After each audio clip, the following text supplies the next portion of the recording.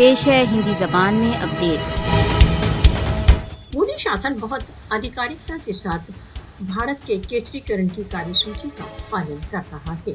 मोदी के नियंत्रण में भारत एक फासिस्टवादी सेक्युलराइज्ड राज्य हो चुका है। मोदी के प्रधानमंत्री पद पर आसीन होने के पश्चात से देश की सभी संस्थाएं केसरीकरण से प्रभावित हुई हैं।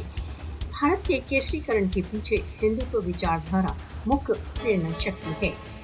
भारत का केसरीकरण हिंदुत्व तथा हिंदू जीवन के आधिपत्य की स्थापना।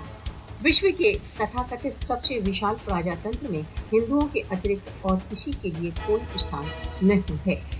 भारत में सभी अल्पसंख्यक निरंतर भय तथा असुरक्षा में जीवन व्यतीत कर रहे हैं। हिंदू अल्पसंख्यकों की जायदादें, जीवन, सम्मान तथा धार्मिक स्वतंत्रता हिंदू अतिवादियों की दया माया पर है। भारत के केसरीकरण के न केवल भारत वरन संपूर्ण जगत पर बहुत विनाशकारी प्रभाव होंगे। विश्व को भारत को एक केसरीकृत तथा फासिस्टवादी राज्य होने से रोकने के लिए जागृत हो जाना चाहिए।